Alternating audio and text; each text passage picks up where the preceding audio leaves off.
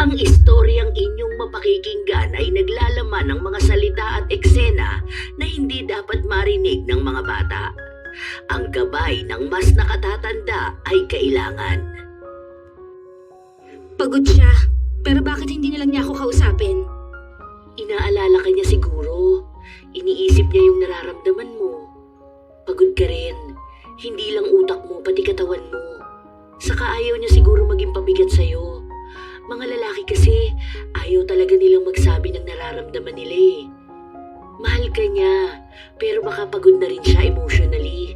Parang kailangan din nila ng pahinga. Minsan kasi, ito base lang naman to sa napansin ko. Kapag babae ka tapos nagkaroon ka na ng anak, maraming magbabago sa'yo. Sa career mo, sa pangarap mo, sa katawan mo, sa sarili mo, sa pananaw mo sa buhay. Iniisip ng lahat na laging lugi ang babae kapag nagkaroon na siya ng anak kasi hindi na siya tulad ng dati. Habang yung lalaki malaya lang, walang nagbabago sa kanila. Pero para sa akin, meron ding nagbabago sa kanila. Nagiging mas matured sila. Ibig sabihin nun, lumalalim din yung iniisip nila, yung responsibilidad nila, yung pressure. Kaya dapat hindi lang babae ang iniintindi, pati na rin yung lalaki. Pero hindi ko naman sinabi na hindi valid yung nararamdaman mo. Ang inaano ko, isipin mo rin kung bakit gano'n ang asawa mo. Intindihin mo. Para naman din yun sa pagsasama ninyong dalawa. Sa ganong paraan, nagtatagal ang relasyon. Sa pag-unawa, kahit parehas na kayong pagod. May mga taong manloloko na hindi agad nakikita. Nadadaan sa matatamis na salita at mga pag-aalaga na hindi mo pagdududahan. Pero bawat pagtatago at pagbibigay ng sakit sa iba, magdudulot ito ng malupit na hinanakit at matinding kapalit. Ano kaya ang kahahantungan ng lahat? Magiging payapa ba ang pagsasama o patuloy na magbabayad sa pagkakasalang ginawa? Sabi, wala ka pa rin bang boyfriend? Nakakagulat ka naman, te. Akala ko naman kung anong sasabihin mo. Bigla ka ba namang nanahimik dyan eh? May niisip ka na pala. Para kang sinatita kung magtanong kailan ako mag-aasawa. Wala lang, naisip ko lang. Kasi ikaw na lang ang walang asawa sa inyong magkakapatid. Wala pa akong nakikilala na maayos, te. Yung dati kong BF, wala naman yung kwenta. Puro pasarap sa buhay. Gusto ko naman makakilala ng lalaking responsable, no? Ay, may ipapakilala ko sa'yo. Sa birthday ni Bochog, invite ko siya. Mabait yun. Tropa ko yun noon. Single din siya. Kaso kaedad ko eh. Okay lang ba yun sa'yo? Mas okay nga yun, te. Mas matanda, mas matured. Kesa naman sa mas bata kaedad ko puro sinungaling. Ayan, sakto. Feeling ko magugustuhan mo rin yun. Mabait siya eh. Pogi, maalaga. Tapos family-oriented din yun. Tapos engineer yun. Ay, malawatpad pala atake niyan, te. Sige, try lang. Pinapunta nga ni Pauline ang kaibigan niya noong unang kaarawan ng anak niya. Doon nagsimula ang pagmamahalan ni Nasabi at Jason. 3 taon ang nakalipas ay nagpakasal sila. May sarili na rin silang bahay, pero magkatabi lang sa bahay ni Pauline. May lupa kasi si Sabi doon, at yun na lang ang naisipan nilang gamitin para magpatayo ng sarili nilang bahay. Ayaw rin kasing malayo ni Sabi sa mga magulang niyang nakatira lang sa kabilang bahay. Isang araw, habang nasa bahay si Sabi, pumunta ang kanyang hipag kasama ang anak nito. Ay, ang batsyong namin na yan. Ang cute naman yan, oh. Halika nga rito kay Tita Ganda. Naku, kanina pa yan gusto magpunta rito. Hanap niya rin si Tito Pogi niya raw.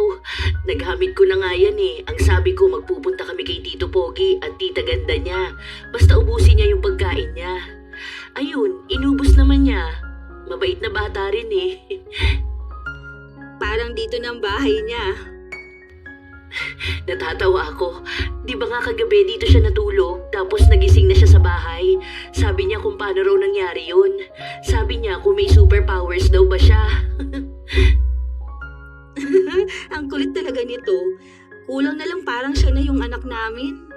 Kadidikit sa Tito Pogi niya, nagiging magkahawig na sila. Eh kailan ba naman daw kasi siya magkakaroon ng kalaro? Yung kalaro niya dun sa iba niyang tito, ayun bibihira niya lang makita. Wala pa nga te, bumubuo pa rin kasi. Pero parang hindi pa siguro ngayon ang panahon. Pero sana, ngayong taon magkaroon na. Magkakaroon na yan, tiwala lang. Huwag ka lang ma-pressure. Paano? Nag-aalala ako kasi malapit naman na ako mag-30. Eh baka may hirapan na ako ng mga anak no, tapos ilang taon na ako noon. Ano ka ba? 27 ka pa lang naman. Malayo pa yan. Hindi naman siguro aabot ng ilang taon bago kayo magkaroon ng anak, di ba? Kalma ka lang dyan. Ako nga 29 nung nagkaroon ng anak. Pwede pa yan. Sana nga talaga. Nasaan pala si Jason? Parang hindi ko siya nakikita simula kahapon. Nasa Batangas ngayon, may inaayos silang project. Siguro mga 3 days siya doon. Ah, so mag-isa ka lang pala talaga rito? Oo te, parehas din kasi kaming busy. Minsan siya yung wala, minsan naman ako. Tulad next week, nasa Vietnam naman ako. Kailangan kasi sa work ko. Kaya naman pala hindi kayo gaanong nakakabuo eh. Paano? Lagi naman kayong busy. Paano kaya kung mag-leave muna kayo sa mga work nyo? Tapos mag-honeymoon ulit kayo. Yung hindi kasi kayo stressed. Tapos magpatingin ka sa OB mo para alam mo paano kayo makakabuo. Yan na nga yung sabi ko sa kanya, te. Sabi niya next month na raw pagbalik ko rin. Unahin nyo na muna yan. Naku, baka maging busy kayo lalo. Baka hindi kayo makabuo. Kaya nga noon ang kuya mo, sabi ko sa kanya kahit nga half month muna siyang mag-leave. Tapos alaga talaga ako ng OB ko. Maselan din kasi ang naging pagbubuntis ko. Isipin mo yun, 29 na kasi ako noon tapos mababa ang matres ko. Buti na lang nakabuo kami ng isa. Ewan ko kung masusundan pa ulit. Siguro pagbalik na lang ulit ng kuya mo. Matagal pa yun dun sa barko eh. Mahirap din magkaroon ng asawa na seaman, no, te? Ay oo, sinabi mo pa. Lalo na sa mga naririnig kong kapag dadaong ang barko nila, iba rin ang dadaungan nila. Sabi ko talaga sa kuya mo, huwag siyang magkakamali namang babae. Naku, yari talaga siya sa akin. Hindi lang naman sa'yo, te. Yari pa yan kay Papa. Tagain talaga yan. Pero biro lang yun, kasi alam ko naman na matino ang kuya mo. Hindi yun magluloko. Alam mo, sabi nila, kapag nagbuntis na raw ang babae, o kaya nagkaroon na sila ng anak ng asawa niya, nag-iiba na yung lalaki. Kasi, alam mo yun, minsan wala ng yung ganun. Ewan ko, depende na lang din siguro. Kasi si kuya mo hindi naman nagbago eh. Ay, nagbago siya pero mas naging maalaga siya sa amin ng anak niya. May mga nababasa kasi ako, madalas na nawawalan ng gana yung asawa nila kapag nabuntis na yung babae. Hindi yan. Sa iba lang yun. Hindi naman lahat ng lalaki ganun. Sa kahalata naman kay Jason na hindi siya ganung klase ng lalaki. Mabait naman yun, di ba? Di ba? Ikaw ang asawa. Ikaw ang laging kasama sa bahay. Alam mo na yan kung anong ugali niya. Sa ngayon okay talaga kami kasi nga wala pa kaming anak. Mas titibay ang relasyon nyo niyan kapag may anak na kayo. Magtiwala ka lang. May kung ano-anong naiisip si Sabi, pero hindi na lang niya pinapansin ang mga yon. Iniisip niya na baka masyado na lang din siyang nagpapadala sa mga napapanood o nababasa niya. Hindi naman ganon ang asawa niya at mas kilala niya ito. Ilang buwan pa ang lumipas, nagpasya silang dalawa na lumabas ng bansa para doon sila bumuo ng magiging anak nila. Mahal, wala mo ng work ngayon ha. Baka mamaya tawagan ka na naman ng boss mo. Tapos sige ka na naman sa mga request niya. Itabi na lang muna natin ang mga cellphone natin. May tinatanong kasi sa akin. Hayaan mo na sila, kaya na nila yan. Kapag sila naman ang nagli-leave, hindi mo naman sila ginugulo, di ba? Para sa atin tong dalawa. Sabi ng OB mo, walang stress. Dapat kalmado tayong dalawa. Kasi kung uunahin talaga natin ang trabaho natin, hindi tayo makakabuo. Mahal, ano sa tingin mong mangyayari sa atin kapag nagkaroon na tayo ng anak? E di magiging mas masaya ang bahay natin. Ganun sa tuwing nasa bahay si Butchoy eh. Di ba ang saya ng bahay kapag may bata? Gusto mo na rin ba talagang magkaroon ng anak? Oo naman. Nung una pa lang na makita kita, pinangarap ko na magkaroon ng anak sa'yo. Grabe, ang OA mo naman. Unang kita talaga. Oo nga. Kinukwento ka pa lang sa akin ni Pauline. Gusto na kita. Grabe naman, ni hindi mo pa nga ako nakikita. Nakita na kita, no? Nung hindi pa mag-asawa si Kuya mo at si Pauline. Nagpunta kami nun sa bahay nyo. Kaso hindi mo ako pinansin nun. Tapos nahihiya rin ako kasi ang bata mo pa. Tapos nakakahiya rin, nandun yung kuya mo. Ilang beses ko kayang kinukulit si Pauline na ireto ako sa'yo. Kaso galing ka raw sa breakup nun. Huwag na muna raw kitang guluhin. Kaya nung nireto niya na ako, aba, hindi na ako nagpahuli. Ikaw na yung nakikita kong makasama sa future. Malamang ilalaban ko na talaga lahat. Kumbaga itataya ko na to, pati pato. So, anong nagustuhan mo sa akin? Lahat. Maganda lahat sa'yo. Minahal kita sa kung ano o sino ka. Hindi ko maipaliwanag eh. Basta alam ko lang sa sarili ko na mahal kita. Ang sabi kasi nila, kapag daw nagtagal na ang mag-asawa o kaya may anak na sila, nagbabago na ang pakikitungo ng isang lalaki. Eh yung iba nagiging better, yung iba naman nawawala na ng gana sa asawa nila. Doon na raw nagsisimula na magloko ang isang lalaki. Ginaya mo naman ako sa mga kumag na yun. Bakit naman ako maglolo ko sa babaeng mahal ko? Sa asawa ko o sa anak ko?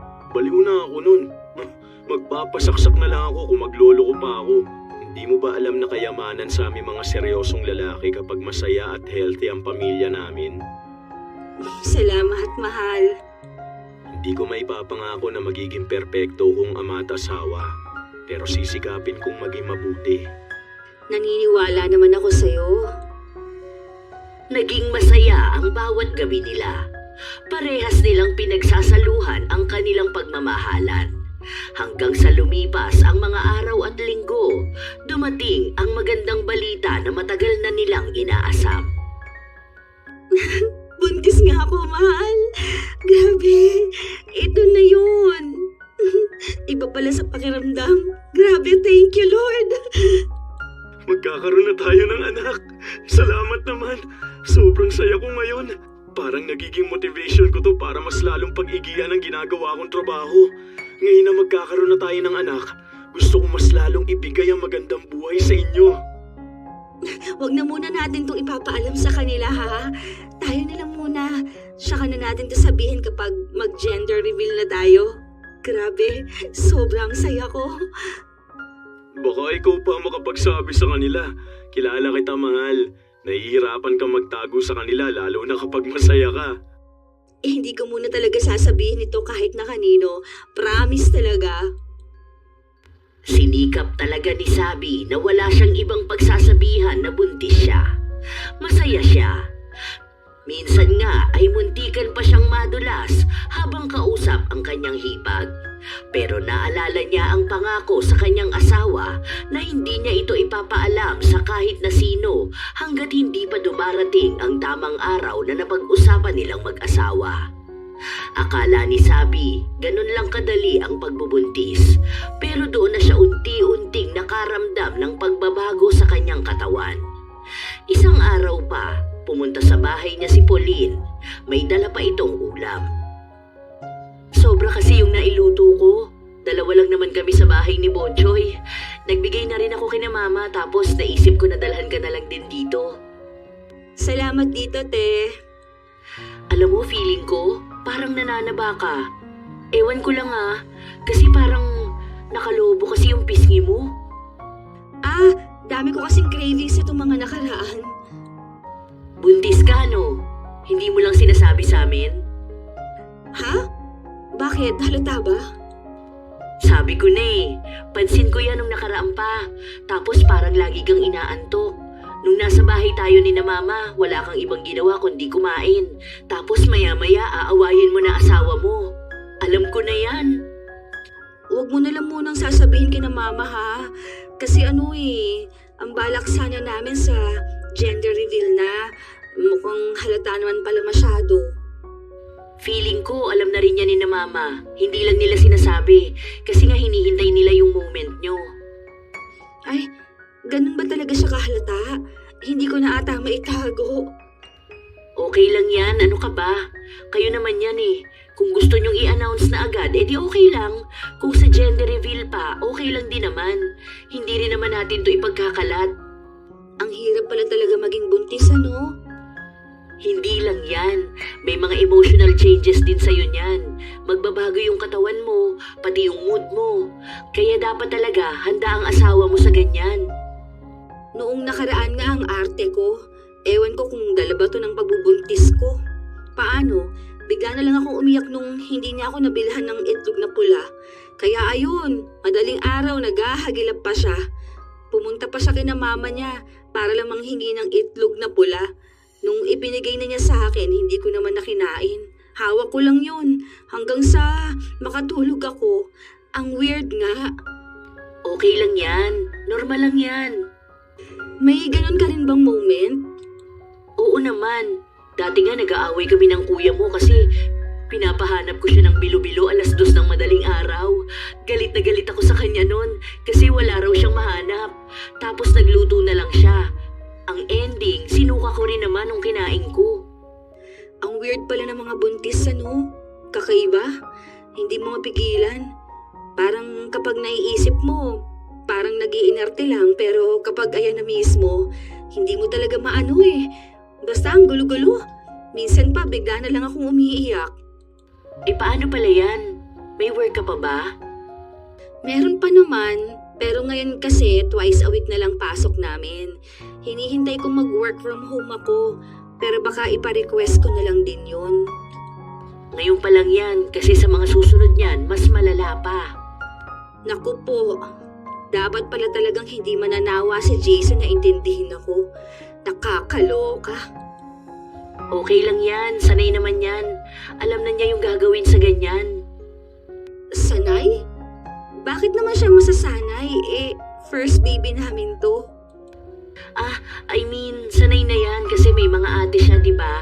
Malamang napagdaanan niya na rin yan.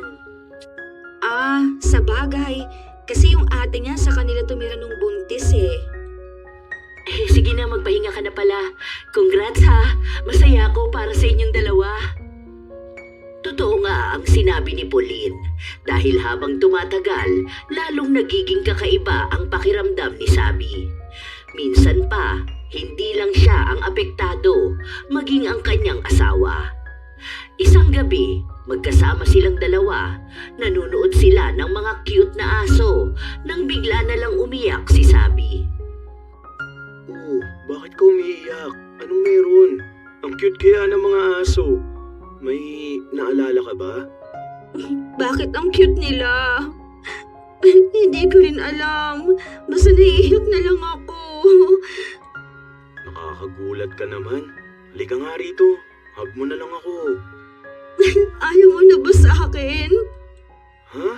Anong pinagsasasabi mo? Siyempre naman, love na love pa rin kita. Kung love mo ako, bakit hindi ka umiiyak sa aso? Ha? Iiyak din ba dapat ako? Hindi mo na ako mahal. Ayaw mo na sa akin. Doon ka na. Oo na, sige na, ito na. Iiyak na rin ako. Nakakaiyak naman yan. Bakit ba ang cute-cute ng mga aso? Hindi naman ganyan umiyak. Wala kang luha eh. Umiyak ka. Ginawa na lang ni Jason ang lahat para may mailabas na luha ang mga mata niya. Matapos nun, bigla na lang ding nakatulog ang kanyang asawa. Kinabukasan naman, galit na galit si Sabi. Naguguluhan na ako. Bakit nagagalit ka naman ngayon? Huwag ka sabing titingin sa akin, di ba? Nabubwisit ako sa'yo eh. Ano na naman bang ginawa ko? Natulog lang naman ako eh. Bakit ka ba kasi natulog nang nakapikit, ha? Alam mo, naiinis na ako sa'yo. Hindi ko na alam kung ano bang trip mo sa buhay. Minsan bigla kang iiyak, tapos bigla kang magagalit sa akin. Pero kapag umalis naman ako, tatawag ka at iiyak ka na mimiss mo ko. Hindi ko na alam kung anong gagawin ko eh. Nakakapigong ka na. Oh, kita mo, iiyak ka na naman. Bakit mo kasi ako sinisigawan? May trabaho pa ako. Bahala ka na dyan sa buhay mo. Ang gulo mo. Ilang araw na hindi nagpakita sa kanya si Jason. Panay siya tawag sa asawa dahil gusto na niya itong makita. Pero sinabi lang sa kanya na may proyekto ito sa kabilang bayan, kaya isang linggo siyang mawawala. Doon na nagsimula na manlamig ang relasyon nila. Habang lumilipas ang ilang mga linggo at buwan, lumalaki na rin ang tiyan ni Sabi. Paminsan-minsan na lang siyang inaatake ng kung ano sa emosyon niya. Pero nagagawa na niya yung pigilan. Dahil sa pagbubuntis niya, nawawala-wala na ang asawa niya. Hindi na ito katulad noon. Hanggang sa nanganak siya, parang wala lang si Jason. Nagpapakita ito pero hindi niya ramdam ang emosyon. Mahal, pasuyo naman ako. Pakuha naman ako ng inumin. Hindi ako makagalaw kasi baka magising si baby. Kaya mo na yan. Alam mo naman nakahiga na ako eh. Aabutin mo lang naman kasi mas malapit ka. Wag na, matutulog na ako. Itulog mo na lang din yan. Ganon sila madalas. Malaki ang naging pagbabago kay Jason simula nung nagkaroon sila ng anak. Hindi nito napanindigan ang ipinangako niya. Kahit na naroon siya, madalas na pakiramdam ni Sabi ay mag-isa lang siya. Dahil yun din naman ang unang beses niyang naging ina, pakiramdam niya ay hindi niya kakayanin. Hindi na niya alam kung paano pa siya magpapatuloy sa buhay niya. May kasama na ring awa sa kanilang anak. Isang araw, bumisita si Pauline sa kanyang hipag. Nagdala pa ito ng pagkain niya. Puyat na puyat ka. Halika nga, tulungan na kita mag-alaga dyan sa anak mo. Ako na lang ang magpapatulog. Ikaw, magpahinga ka na. Ang lalim ng mga mata mo. Ganito ba talaga maging inate? Hindi ko pala to kaya. Ang hirap. Mahirap lang yan ngayon kasi maliit pa ang anak nyo. Nag-a-adjust din ang katawan at emosyon mo. Mahirap pero masaya maging ina. Hayaan mo, tutulungan ka naman namin. Mag-chat ka naman kasi sa amin kung kailangan mo ng tulong. Andyan lang sina mama oh. Galing nga dito si mama. Kaso nahihiya naman ako sa kanila. May asawa na ako tapos sa kanila pa rin ba ako aasa? Maiintindihan ka naman nila, ano ka ba? Alam ni mama yan kung gaano kahirap maging first time mom. Naranasan na rin niya yun. Ang hirap, te. Huwag mo na lang to sasabihin sa iba, ha? Kasi feeling ko iba na sa akin si Jason. Anong iba? Bakit? Nagtatalo ba kayo palagi? Kasi alam mo yung parang andyan siya pero wala siya. Yung magkatabi kaming natutulog pero wala siyang pakialam sa akin. Tapos kapag umiiyak ako, ni hindi man lang niya ako pinapatahan. Feeling ko talaga hindi na niya ako mahal eh.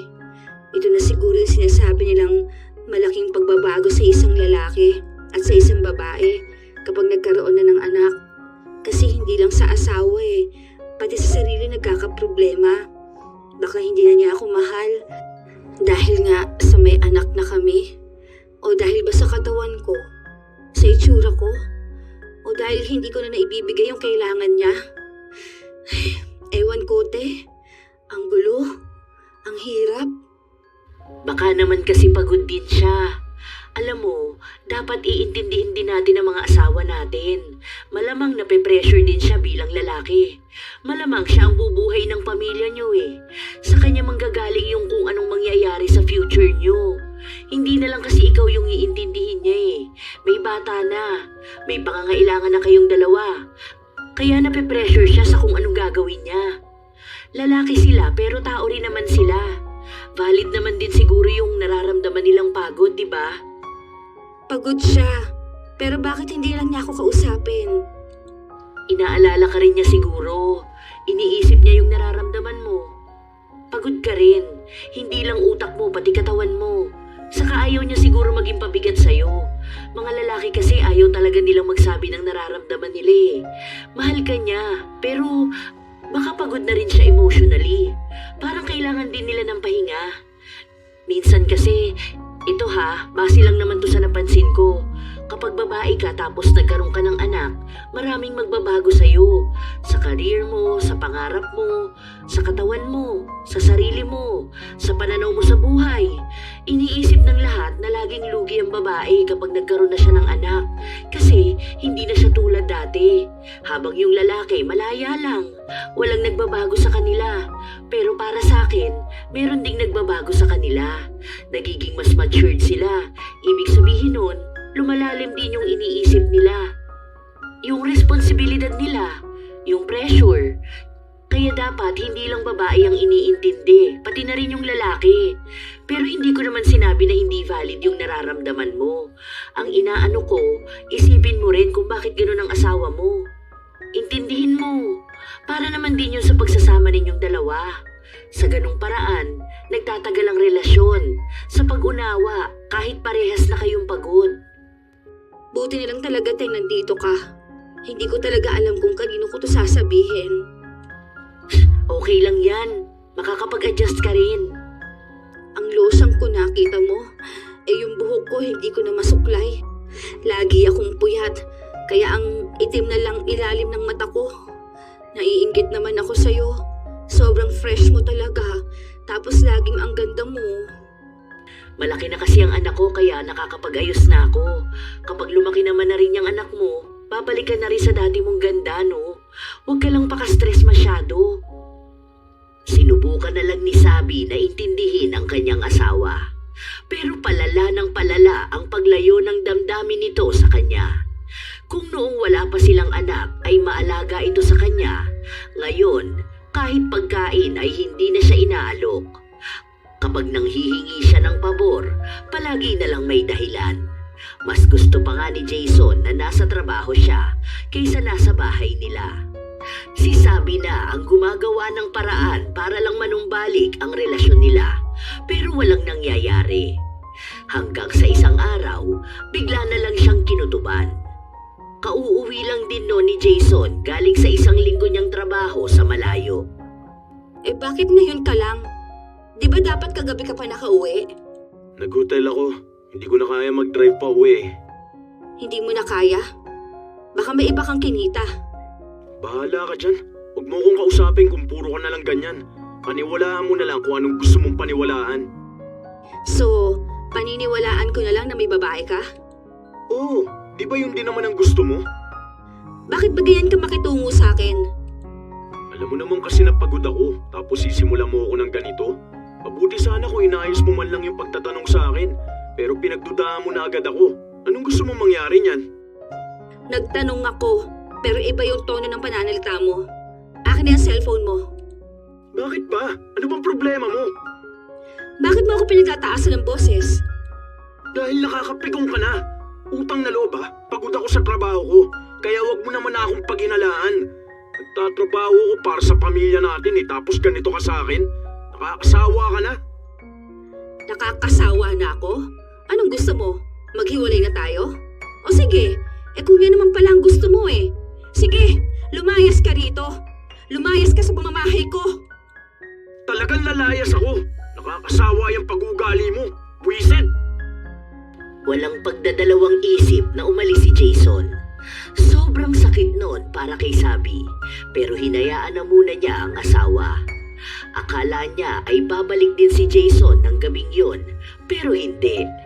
Kahit na tumawag sa kanya ay wala. Talagang hindi nagparamdam sa kahit na anong paraan. Walang ibang ginawa si Sabi kundi ang umiyak. Ang sakit ng dibdib niya. Hindi niya alam kung siya ba ang may mali na pinalayas niya ang asawa. Hanggang sa halos 2 linggo nang hindi nagpaparamdam sa kanya si Jason.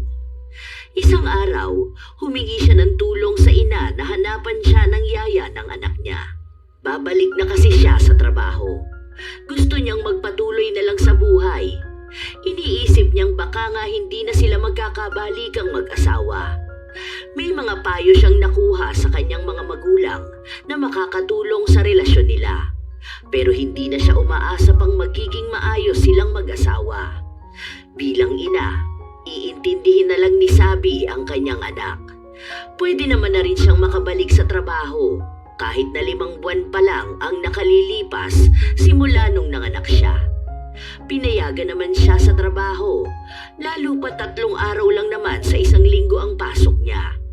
Hindi kasi siya naaprubahan na magtrabaho sa bahay dahil nakuha na ng kasama niya ang posisyon para doon.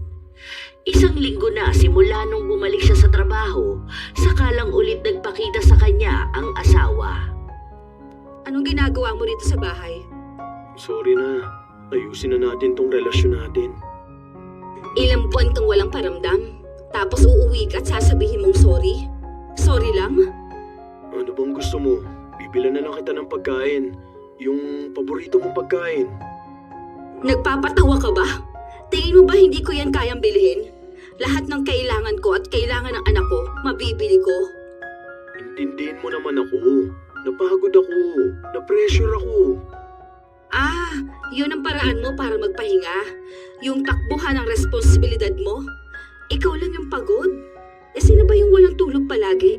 Sino ba sa atin yung hirap na hirap ang katawan? Pero nakita mo ba akong nagreklamo? Bigla na lang ba akong nawala? Tapos babalik ako dahil nakapagpahinga na ako sa malayo? Bigla kang nawala. Ni hindi ko nga alam kung buhay ka pa. Kung sinong kasama mo.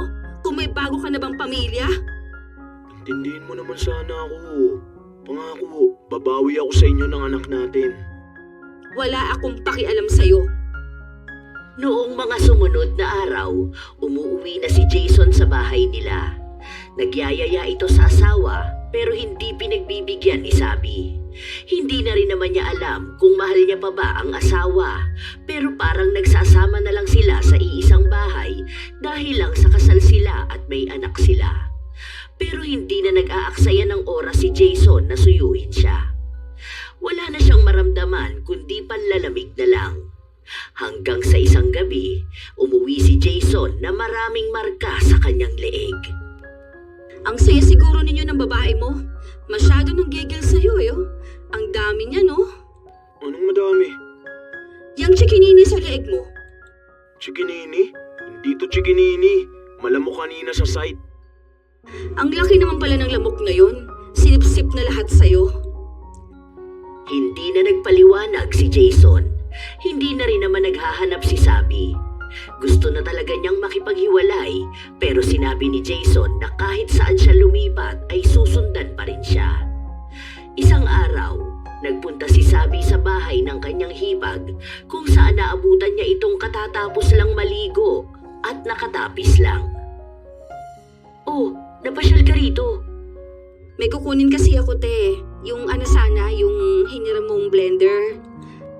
Ay, oo pala. Wait lang ha. Naligo kasi ako at napakainit. Grabe nga yung init ngayon eh. Parang ang alinsangan talaga. Ang lagkit ng pawis ko. Baka uulan ito sa susunod na araw. Ang dami bang lamok dito sa inyo, te? Wala naman lamok dito. May ginagamit kami. Try mo yun para hindi lamukin ang anak mo. Send ko sa'yo ang link. Hindi naman kami nilalamok ng anak ko. Ang nilalamok yung asawa ko. Ang dami niyang kagat ng lamok eh. Parang lamukin kayong dalawa. Kasi ganyan din mga kagat ng lamok niya eh, oh. Yung nasa leeg mo ba? Ah, ito ba?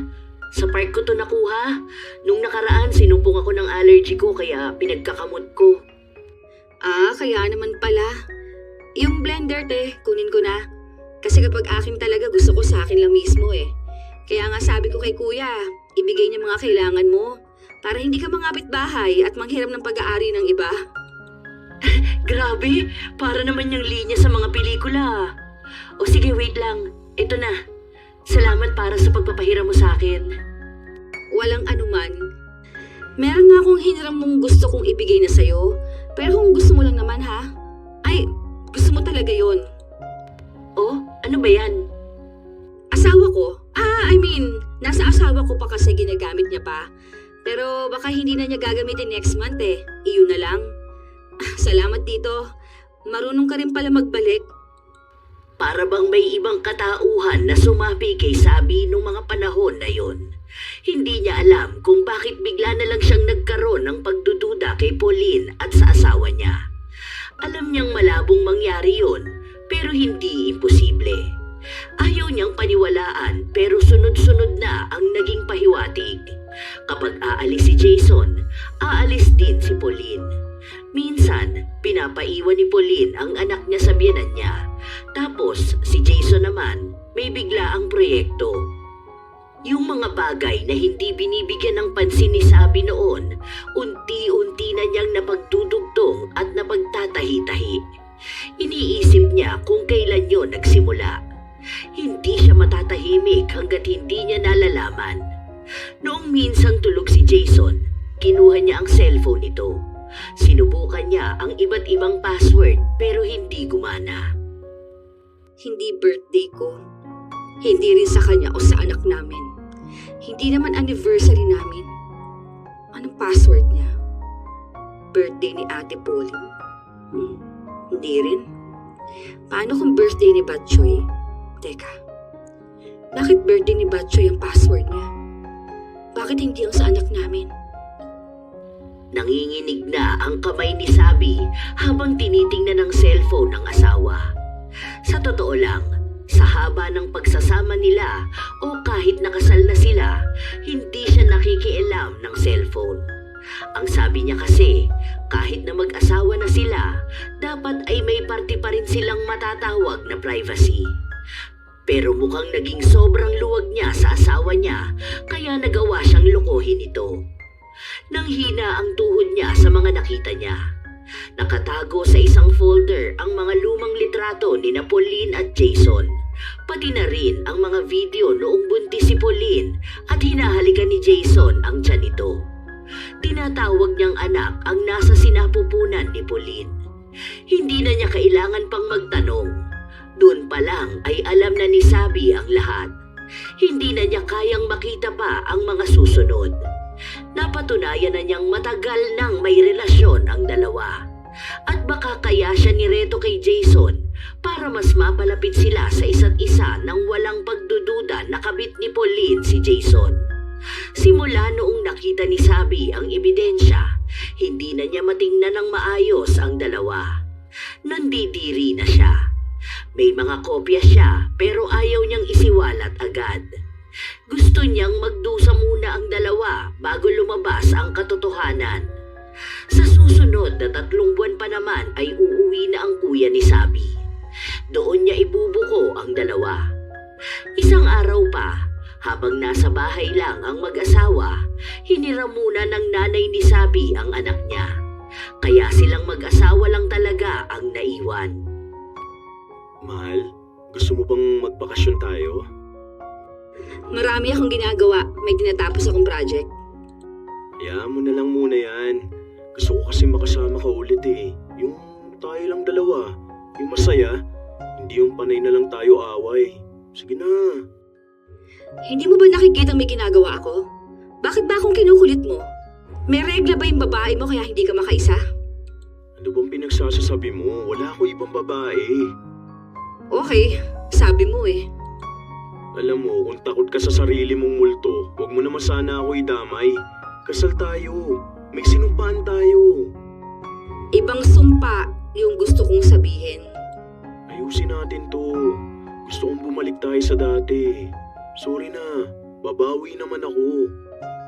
Bawian ka na lang sana ng buhay. 2 kayo ng babae mo. O sige, 3 na kayo. 3? Oo, para happy family kayo, di ba?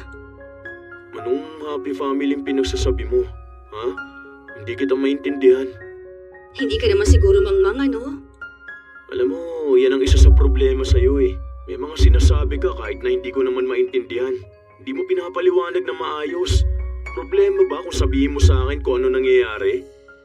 Ikaw nga, hindi ka umaamin sa akin, di ba? Tapos ako, gusto mong sabihin sa'yo kung anong problema?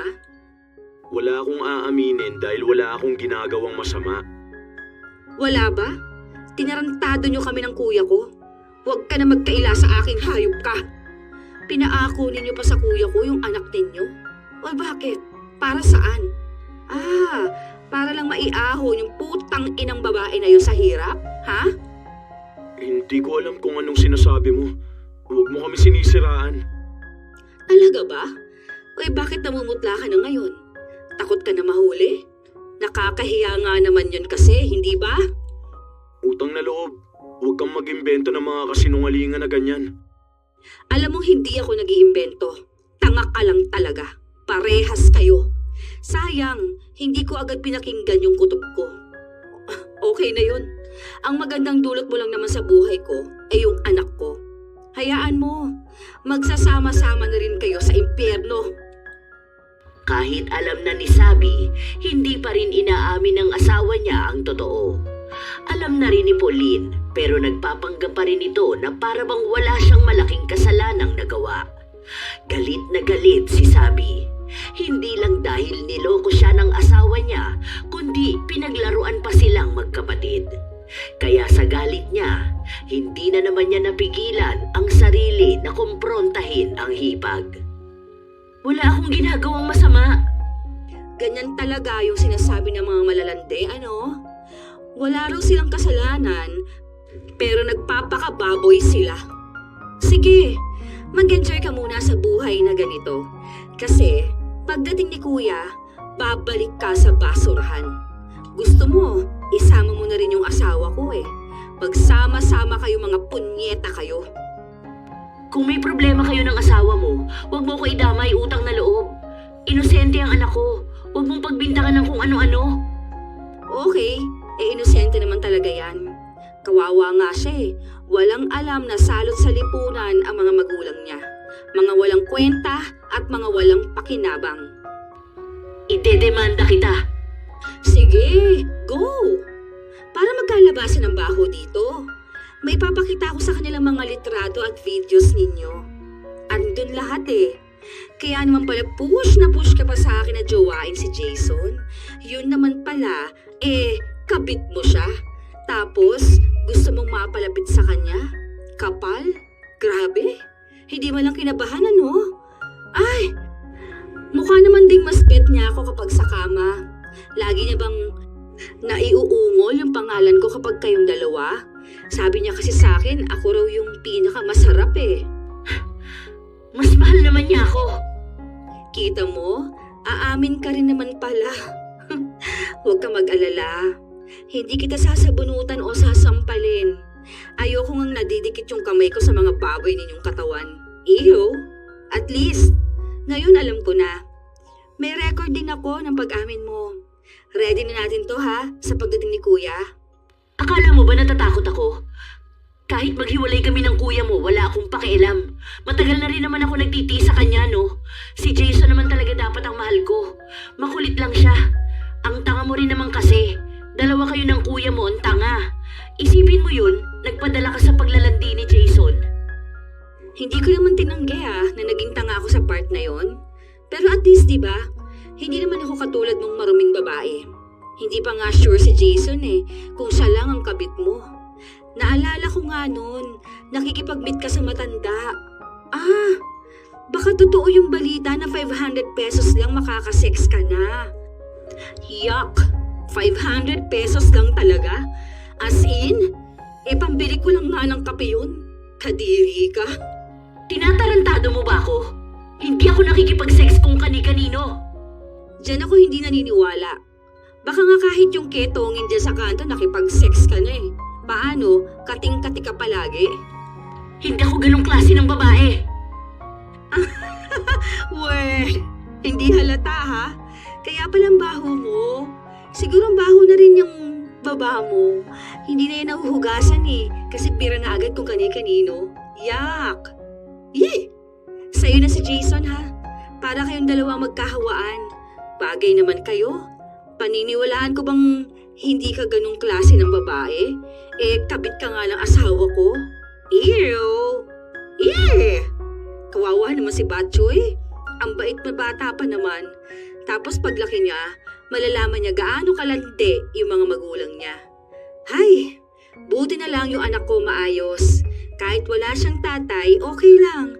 At least, hindi ko pinaako sa iba. Kung ako si Batchoy, paglaki ko, isusumpa ko talaga kayo. Ay, bakit ba ako nag-aaksaya ng laway dito? Makaalis na nga. Sa mga araw na lumipas, nagiging matapang si Pauline. Minsan, siya na ang sumusugod kay Sabi, lalo na kapag nagsasalita ito ng kung ano-anong masasakit. Hindi na rin gaanong umuuwi si Jason sa bahay nila. Andoon siya sa kabilang bahay na pinatayo rin nilang mag-asawa.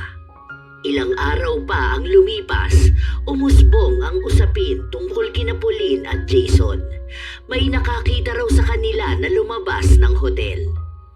Noong una, si Sabi ang pinagbibintangan nilang nagpakalat ng balita. Balak pa nilang magkaso pero hindi nila tinuloy dahil takot sila sa mga hawak na ebidensya ni Sabi. Sumunod namang naging chismis sa lugar nila na hindi raw anak ni Jason ang anak ni Sabi. May lalaki raw ito at pinapaako lang sa kanya. Doon na nanggigil lang sobra si Sabi. Sagad na siya. Umabot na siya sa sukdulan na naisipan na niyang ipakulam ang dalawa. Sige na, ituloy mo na yan. Gusto ko yung sobrang paghihirap nila. Yung malala, yung maging sila, magmamakaawa na lang na patayin sila. Walang kapatawaran. Wala akong pakialam kahit pabalikan ako ng karma. Basta ang gusto ko, mahirapan sila. Galit na lang ang namumutawi sa dibdib ni Sabi. Wala na ang dating babae na mabilis magpatawad. Gusto na niyang makita na nagdurusa ang mga taong nanloko sa kanya at sa kuya niya. Igaganti niya rin ang anak niya. Mabilis namang umepekto ang kulam dahil buong buo sa kalooban at puso ni Sabi ang ritual na pinagawa niya. Sinabi niya na kahit pa magkita-kita sila sa impyerno, wala siyang pakialam. Nung nagkasakit si Jason, umuwi ito sa kanya para magpaalaga. Ang anak nila, pinaalagaan na muna ni Sabi sa kanyang mga magulang. Sobrang sakit. Ayoko na. Hindi ko na alam kung anong masakit sa akin. Parang bawat parte na lang ng katawan ko. Anong gusto mong gawin ko? Hindi mo man lang ba ako aasikasuhin? Wow, talaga ba? Damahin mo yung sakit na yan, hoy. Nung ako nga nanganak, pinabayaan mo ko eh. Nagpapakasaya ka doon sa babae mo. Tapos ngayon gusto mo na naghihirap ka? Ako naman na mag-aalaga sa'yo. Utot mo. Wala kang puso. Pare-pareho lang tayong tatlo na walang puso. Walang kaluluwa. Mga maiitim ang budhi. Ano bang akala mo sa akin? Martir? Hoy, hindi na yun uso ngayon.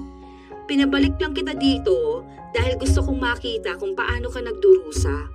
Hindi na para alagaan ka. Kung kailan pang nagiging okay na ako, kung kailan lumalaki na ang anak ko, magpapaka-stress ako sa'yo. Hindi ako butihing misi sa manlolokong asawa. Deserve nyo yan. Napasigaw na lang si Jason dahil sa sakit na nararamdaman niya. Hindi mawari. Kahit saan ay may masakit sa kanya. Nagpunta na nga sila ng ospital pero hindi naman siya nagamot. Sinadya talaga ni Sabi na dalhin silang dalawa sa ospital para maturukan sila ng gamot. Kapag ganun pa naman, hindi na sila gagaling. Hindi na mababawi ang kulam. Hindi na rin magagawa ng paraan ang albularyo. Hanggang sa dumating na rin ang kuya ni Pauline. Hindi pa nagbabahagi ng balita si Sabi, pinalayas na agad ang kanyang hipag. May kumakalat palang masiselang litrato ni Pauline. Hindi nila alam kung kanino yun galing, pero si Sabi na ang pinagbibintangan ang dalawa. Siya lang naman daw ang may motibo na gawin yun. Buisit kang babae ka! Ikaw ang dahilan kaya ganito ako! Sinira mo pa ang reputasyon ko! Ang sakit ng katawan ko! Parang namamanhid! Parang ang daming tumutusok na karayom sa akin! Aray ko! Magpakalat nun. Baka sumpulan sa'yo. Bakit ko sa skandal mo? Hindi ko nga yun napanood. Kahit na magkaso ka at imbestigahan ako, wala silang makikita na kahit na ano sa akin. Hindi ka man lang naawa para sa akin, para sa anak ko. Wala kang puso.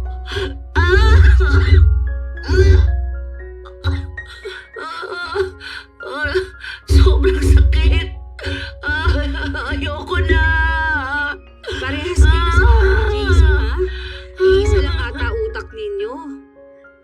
ahas na bulok. Ay, ang saya naman makita na hirap kayo. What if magkasama na lang kayo sa iisang bahay, ano? Tapos ganito na lang, magsama na lang kayo na para mag-asawa. May isa pa kaming bahay doon. Doon na lang kayo. Di ba? Parehas kayong gumawa sa sakit. Ay, buti na lang hindi pa alam ni Kuya na hindi niya anak si Botchoy. Ano kaya ang mangyayari sa bata, no? Ay, teka lang. Mabait naman si Botchoy. Pwede naman niya ipaampun niya yon. May kamag-anak kami sa malayo na walang anak eh. Ganun na lang. Total, hindi mo rin naman maaalagaan yung bata.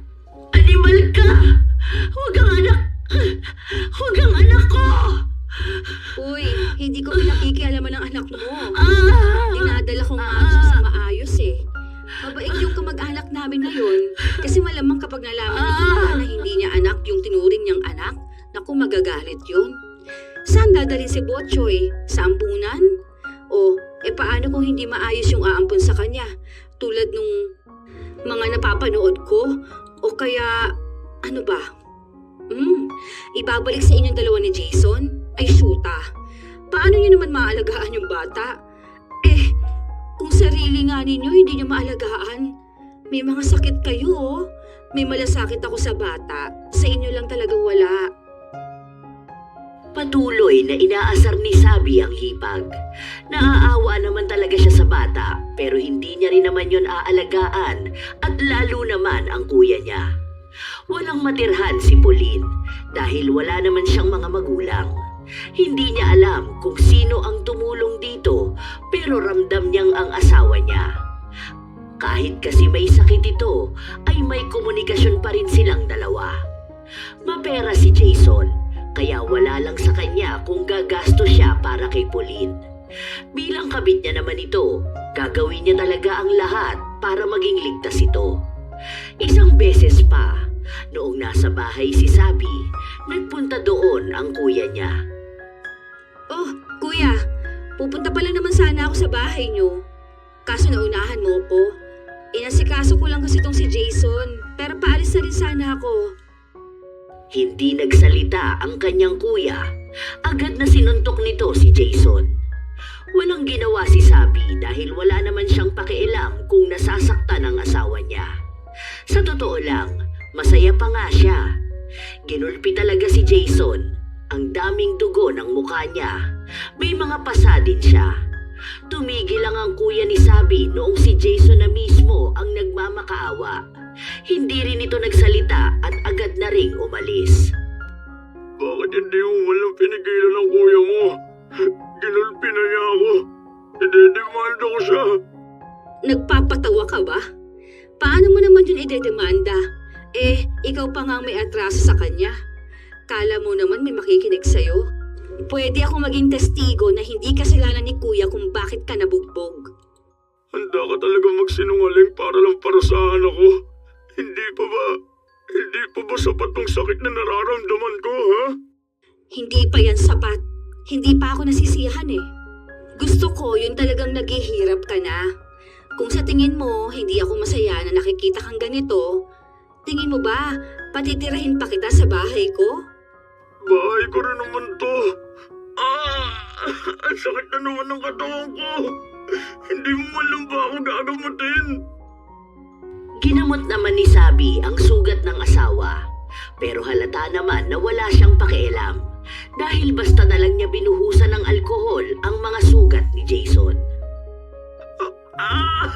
Hindi ba pwedeng dandahanin mo naman?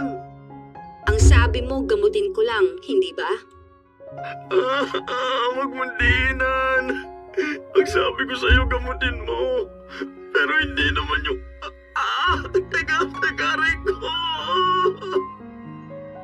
Mas lalong dininan ni Sabi ang pagpunas ng bulak sa sugat ni Jason. Ilang araw pa ang lumipas, iniinda ni Jason ang mga sugat niya kasabay na rin ang pag-inda niya ng sakit na di niya mawari. Isang araw pa, nagpunta si Sabi sa bahay ng kanyang kuya. Nakita niyang naroon si Pauline, pero mukhang hindi na maayos ang samahan nilang dalawa. Nung kinausap ni Sabi ang kanyang kuya, Sinabi nito na kinuha niya si Pauline dahil nalaman niyang balak nitong sumama kay Jason. Pinapahiwalay na rin siya sa kanyang asawa na naging kabit ni Pauline. Huwag ka mag-alala, kuya. Hindi ko naman na mahal ang mukong na yun eh. Hayaan mo, kuya. May ginawa naman ako sa kanila. Itong ganti ko para to sa atin. Dahil kahit na anong mangyari, apektado tayong dalawa. Kaya galit ako sa kanila. Hindi ako papayag na matatahimik lang sila at magiging masaya. Ipinaliwanag ni Sabi ang ginawa niyang pagpapakulam sa dalawa. Alam na raw niyang niloloko lang sila ng mga asawa nila, kaya siya na lang ang gumanti. Huwag na lang daw itong ipaalam sa iba. Kaya lang siya nakikisama kay Jason dahil gusto niyang makita kung paano ito magdurusa. Kaya daw damahin na lang din ng kanyang kuya ang sakit na nakikita niya galing kay Pauline. Noong araw din na yon, nakausap ni Sabi si Pauline, pero masama pa rin talaga ang ugali ng kanyang hipag. Alam mo, hindi ko rin alam kung ano mang nakita ni kuya sa'yo. Alam ko naman na mahal ka pa rin niya hanggang ngayon. Kaya siguro inaalagaan ka niya. Ako kasi, hindi ko naman na mahal ang asawa ko. Mahal ko yung idea na napaparusahan kayong dalawa. Sobrang satisfying, sa totoo lang. Tandaan mo, sa oras talaga na gumaling ako, gagantihan kita. Ikaw pa ngayon ang galit, ha? Ako na nga yung tinarantado ng ilang taon. Ang bait mo pa sa akin, tapos ikaw pa nagpapayo sa akin. Ang ending, ikaw naman pala yung kabit. Kung hindi ba naman makapalang putang inang mukha mong animal ka, hindi ba? Pasalamat ka. Ang sakit. Oo, namimiliti ka na naman yung sakit. Alam mo, ikaw na nga ang dapat na magpasalamat. Isipin mo yun, kahit na alam ko na kung anong ginawa ninyo, hindi ko pa rin kayo pinapatay. Hindi ko alam kung ano bang nakita ni Jason sa'yo. Wala ka namang binatbat sa akin. Noong una, napapatanong pa ako kung ano bang kulang sa akin. Kung may mali ba sa akin bilang babae. Pero napagtanto ko, hindi naman dapat ako yung nagtatanong ng ganyan. Tapos, naisip kong bigla na masyado nga pala akong mataas. Binabaan ko na nga lang ang standard ko nun kay Jason pero hindi pa rin niya naabot. Tapos pinagbigyan ko na lang. Tinirantado pa ako, no? Kaya hindi ako yung mali. Hindi ako yung kulang. Parehas lang talaga kayong malandi. Parehas kasi kayong talunan. Hindi kayo makapantay sa amin ng kuya ko Ganun siguro talaga ang mga niloloko. Hindi sila humahanap ng mas mataas sa asawa nila. Naghahanap sila ng pinakababang babae na papatol sa kanila. Mas nauna naman ako sa kanya. Kabit lang ako sa papel, pero hindi ako kabit sa puso niya. Kaya sabihin niya ng mga kabit. Nakakatawa na kayang pakinggan sa personal, Ay, hindi na ako mag-aaksaya ng panahon sa'yo, ha? Bahala ka na sa buhay mo. Noong umuwi si Sabi, naabutan niya ang asawa niyang namimilipit sa sakit. Wala yung nagbabantay sa kanya. Galit na galit nga si Jason dahil nagbabayad sila para sa tagabantay na hindi siya inaalagaan ng mabuti. Ang akala niya ay kakampihan siya ng asawa niya, pero hindi. Wala itong pakialam kahit nasa sahig lang siya matulog, kahit pa buong araw siyang umiyak dahil sa sakit na nararamdaman niya. Wala ring pakialam sa kanya kung kumain na ba siya o hindi. Bakit mo ba ito ginagawa? Alam ko naman na nagkasala ako. Wala na ba akong karapatang magbago? Hindi ka kasi naniniwala sa akin. Paano ako maniniwala sa'yo kung alam ko na kung anong pinaggagawa mo? Hindi mo ako minahal. Tapos sasabihin mong magbabago ka? Para kanino ka naman magbabago? Para sa anak ba natin? Aba, hindi ikaw ang tatay nun. Binuo mo yun sa akin pero hindi kita ipapakilala sa anak ko na ikaw ang tatay niya. Hindi ka man lang nahiya sa Diyos. Umarap tayo sa Kanya para manumpa na magsasama tayo sa hirap at ginawa. Ako pa pala ngayon ang mahihiya. Sino bang humarap sa Diyos at nangakong mamahalin ng isang babaeng hindi naman niya mahal? Isa pa, hindi ka malang nahiya sa sarili mo? Sa'yo pa talaga galing yan? Sinuway mo nga ang isa sa 10 utos niya. Kilabutan ka naman, kabahan ka naman dyan. Hindi mo naman pala ako mahal. Bakit hindi mo pa ako iwan? Pinapalayas na talaga kita. Ikaw ang bumabalik dito sa bahay. Dahil bahay natin to. Kita mo na? Alangan naman akong umalis sa lupa ko. Lupa to na ibinigay ng mama ko. Parehas lang kayo ng babae mong makapal ang muka. Iba talagang paniniwala ng mga manloloko Kahit na sila na ang gumawa ng mali, ibang tao pa rin talaga ang sisisihin nila. Kaya parehas kayo napaparusahan. Tama lang yan. Masaktan kayo ng walang katapusan. Ito talaga yung nagpapasaya sa'yo. Kung gusto mo lang naman pala ako mahirapan hanggang sa mamatay ako, bakit hindi na lang ikaw ang sumaksak sa akin ng paulit-ulit? Ayokong dumihan ng kamay ko. Hindi ito dadampi sa inyong dalawa dahil ibang gagawa nun para sa akin. Utang na loob, ayoko na. Sobrang sakit na nito. Ayoko na. Sige pa. Gusto ko yung maririnig talaga kitang nagmamakaawa dahil nasasaktan ka. Kung pwede lang sana na naririnig ko rin si Pauline Pero okay lang. Si Kuya naman ang nakakarinig ng ganito. Kaya sige pa, isigaw mo pa ang sakit na walang katapusan. Habang lumilipas ang mga araw, palala ng palala ang sakit na nararamdaman ni na Jason at Pauline. Nakakakuha ng balita si Sabi kung anong nangyayari sa kanyang hipag. Sinabi ng kuya niyang wala na raw pinipiling oras ang sakit na nararamdaman ni Pauline. Mataas nga raw ang lagnat nito dahil hindi niya kinaya ang sakit kagabi. Wala itong tulog, walang kain. Talagang purong pagdurusa lang. Ganun mismo ang kay Jason. Kaya tuwang-tuwa si Sabi. Alam niyang epektibo ang ginawa niya. Nabibigyan ng gaan ang kanyang dibdib kapag nakakaganti siya. May nagsabi pa nga sa kanya na patawarin na lang niya ang asawa niya, pero sinabi niyang hindi niya yon magagawa. May mga kasalanan na napapatawad, pero may mga kasalanan na mahirap patawarin. Hanggang sa halos 3 araw na sunod-sunod na sumisigaw si Jason dahil sa sakit na nararamdaman niya. Bumagsak ang katawan niya dahil wala siyang nakakain. Ang bantay niya, wala ring pakialam sa kanya. Parang awa mo na. Patayin mo na lang ako, Sabi.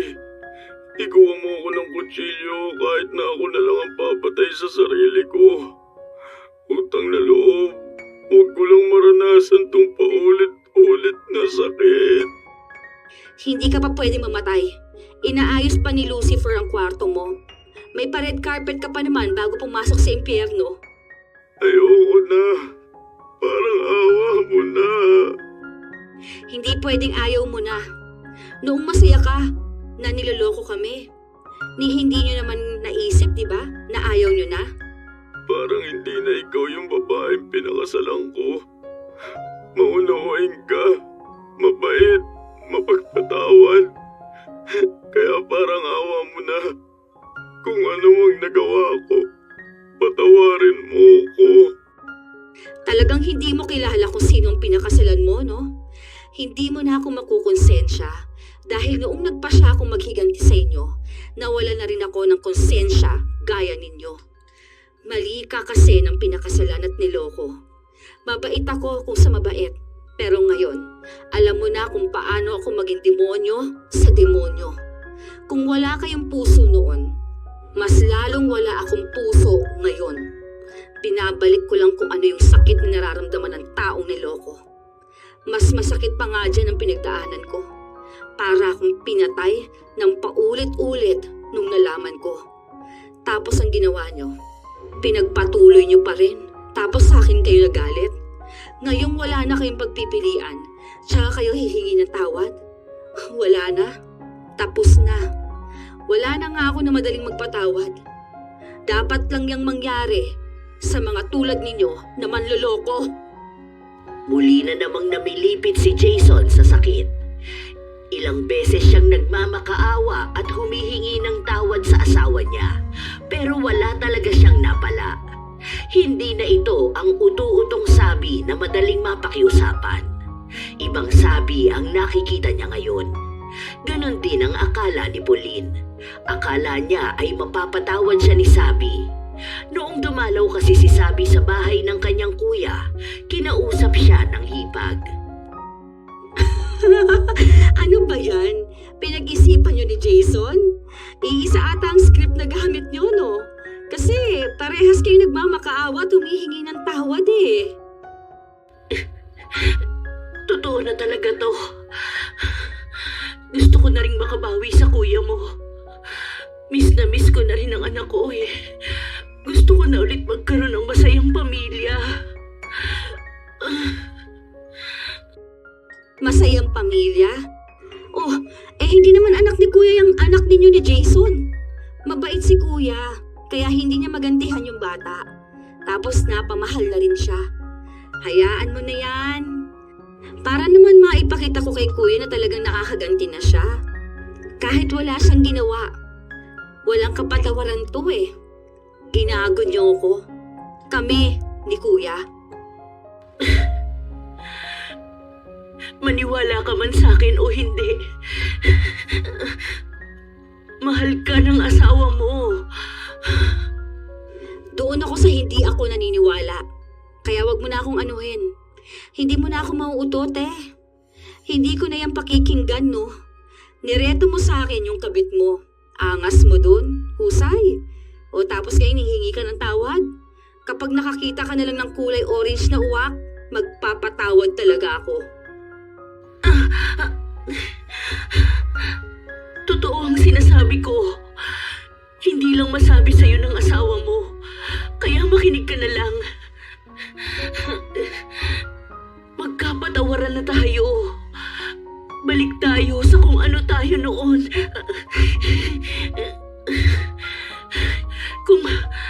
Kung anong buhay meron tayo. Masaya lang. Sinira nyo yun. Tapos ngayon gusto nyo ibalik? Kahit anong pang-uuto mo, wala na. Hindi ako makikinig sa'yo. Wala akong ibang pinakikinggan kundi ang sarili ko lang. Huwag mong sirain ang sarili mo para sa amin. Uy, grabe naman yan, mang-gaslight ha. Talagang sanay na sanay, no? Parang awa mo na. Patawad.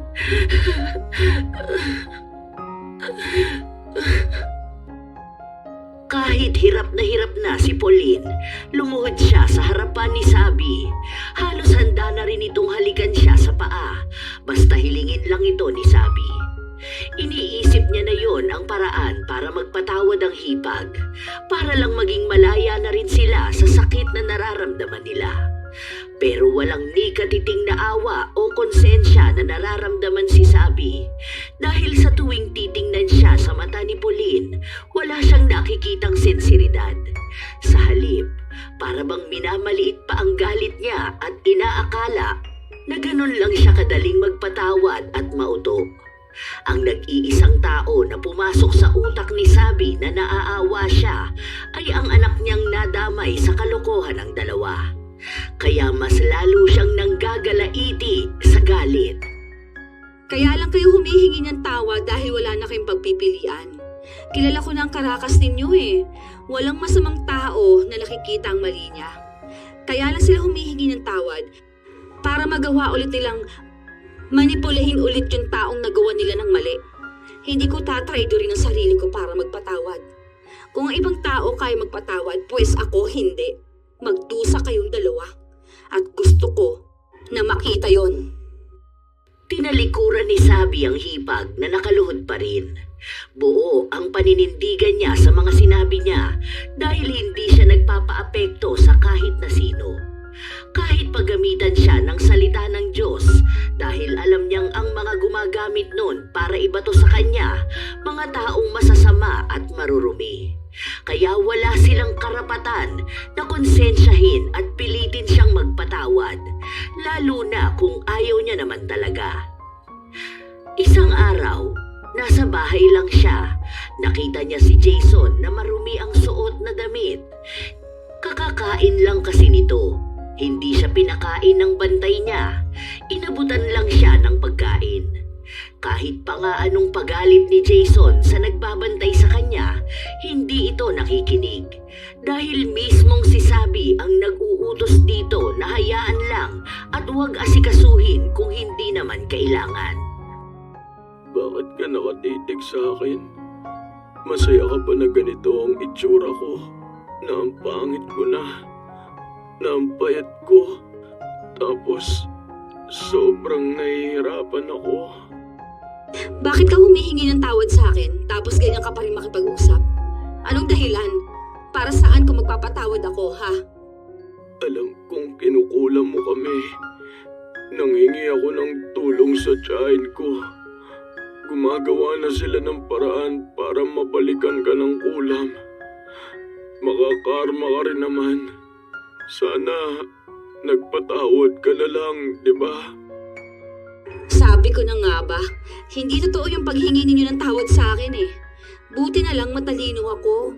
Hindi ko ginagamit ang emosyon ko kapag nagdedesisyon ako. Magpakasaya ka na ngayon. Dahil sa mga susunod, babalikan ka rin ng karma. Okay lang, at least nakaganti ako sa inyo. Kung alam ko lang na kaya mo tong gawin, hindi na ikaw ang pinakasalan ko. Okay lang din, kasi ako rin naman. Parehas lang tayo nagsisi sa kasal na to. Siguro isa lang ang hindi ko pinagsisihan, yung anak ko. Hayaan mo na. Kung babalikan ako niyang sinasabi mong karma, edi okay lang din. Hindi naman na rin mawawala yung sakit ninyo eh. Buo ang kumpiyansa ni Sabi na hindi magagamot ng albularyo ang dalawa. Kung sakali man na mababalikan siya ng kulam o kaya ay ipakukulam siya ng kung sino man, wala na siyang pakialam doon. Dahil nakita naman niya sa sarili niya kung paano niya naparusahan ang dalawang tao na nanakit sa kanya. Hindi man sapat ang pinagdaanan nilang sakit, sapat naman na nakaganti siya kaysa sa wala. Ilang linggo ang lumipas, wala namang nangyari sa kanya. Sa halip ay mas lumalala pa ang naging kalagayan ni Pauline at Jason. Umabot na sa punto na hindi na sila nakakakilos dahil sa sakit. Hirap silang huminga. Ang akala ko ba akong makakarma? Parang nadoble pa yata yung nangyari sa inyo. Sa halip na sa akin, sa inyo pa napunta. Parang kahit ata yung naghahatol ng karma, alam sino sa atin ang dapat na managot. Kahit na alam kong may kasalanan din ako sa paglapit sa mangkukulam. Hanggang kailan mo ba gustong makita na ganito kami? Hanggang kailan? Ha? Hanggang sa huling hininga nating lahat. Kung ako man o kayo ang mauna, kahit na alin dun, gusto kong hanggang sa huli, nahihirapan kayo. Wala na akong ibang hinihiling kundi yun. Magiging masaya ako kapag nalaman kung wala kayong magiging taka sa paghihiganti ko. Ganyan talaga? Ilang beses na kaming humingi ng tawad. Hindi mo magawang magpatawad. Paulit-ulit na lang tayo. Sinabi ko na sa inyong hindi ako magpapatawad ng mga taong hindi naman totoo sa mga sinasabi nila. Itaga mo yan sa bato. Ilang beses kayong humingi ng tawad sa akin, pero ramdam kong hindi yun totoo. Hindi ako tanga at hindi ako manhid. Hindi niyo ba talaga ramdam kung gaano ako kagalit na galit sa inyo, ha? Hindi pa ba halata para paniwalain ang sarili ninyo na madadala ninyo ako sa paningin niyo sorry? Kahit na para na lang sa anak natin. Sige na, ipapangako na namin at titigil na kami. Iiwas na ako kay Pauline kapag gumaling na ako. Hindi na ako magloloko. Mamahalin na kita ng totoo. Lalayo tayo. Magbabagong buhay ako. Ipapakita ko sa'yo na totoo na to. Wala akong nakikitang sinseridad. Alam mo kung ano na lang ang gagawin ko? Kami na lang ng anak kong lalayo at ipaaalam ko sa kanyang patay na ang tatay niya. Kailan ko lang din napagtanto na hindi ka naman talaga namin kailangan. Iiwan mo ko ng ganito. Kung iiwan mo lang din naman pala ako, bakit hindi mo pa ako hayaan na maging maayos? Yung hindi ganito na hirap ako. Paano ko naman bubuhayin ang sarili ko niyan? Hindi ko na kasalanan yun. Bahala ka lang sa buhay mo. Basta aalis kami. Ibebenta ko na rin tong lupa ko. Babayaran kita para sa parte mo sa bahay. Pero yun na lang yun. Wala ka nang maririnig na kahit na ano mula sa akin. Huwag namang ganitong klase ng parusa. Kahit naiwan mo na lang ako, huwag mo naman akong pahirapan. Hindi. Gusto ko yung ganyang parusa eh. Para makita mo kung ano yung mali mo. Para magsisi ka habang buhay. Yung palagi mong sisisihin ang sarili mo sa anumang pinagdaraanan mo. Yung mapapasabi ka na kung mauulit lang ang panahon, hindi mo nagagawin yung kaparehas na kasalanang nagawa mo ngayon. Hindi kita patatawarin kahit na mamatay ako. Ganito nakatigas ang puso ko. Dahil alam ko namang hindi ka malulungkot kapag nawala ako at ang anak ko. Kapag gumaling ka, magiging malaya ka lang. Guguluhin mo lang ang buhay ng ibang tao. Kaya tama na yan, para sagad sa kaluluwa ang parusa. Ilang beses pang nagmakaawa si Jason pero hindi na siya pinakinggan pa ni Sabi. Buo na ang loob niyang iiwan ang asawa at titira sila ng anak niya sa ibang lugar kung saan hindi sila madaling makikita ni Jason, maging kahit pa sinong kamag-anak nito. Umalis nga si Abby, kasunod naman nun ang pagbebenta ng bahay nila. Malaking pera ang ibinigay niya kay Jason pero hindi naman makakilo si Jason kaya wala ring halaga ang pera. Tumira ito sa lansangan ayon sa mga nagbalita kay Sabi. May kamag-anak naman daw na kumuha kay Jason pero nung naubos na ang pera niya ay pinabayaan na lang din siya nito. Patuloy pa rin ang sakit na nararamdaman niya. Hindi na siya gumaling pa. Si Pauline naman, kasama pa rin ng kuya ni Sabi dahil mahal talaga ito ng kuya niya. Pero hindi na rin ito gumaling sa sakit niya. Hinihintay na lang ni Sabi na manawa ang kuya niya para iwan niya si Pauline. Dahil kung ano dapat ang nangyayari kay Jason, yun din ang mangyayari sa kabit nito. Kahit naman sabihin niyang hindi na ganun makitungo ang kuya niya kay Pauline, naglaan pa rin naman ito ng oras at pera para maalagaan ito. Pero labas na si Sabi sa desisyon ng kapatid. Ang alam niya lang, paninindigan niyang tama ang kanya. Palalakihin niya ang anak niya ng mag-isa at hihintayin na dumating ang panahon na maghilom siya.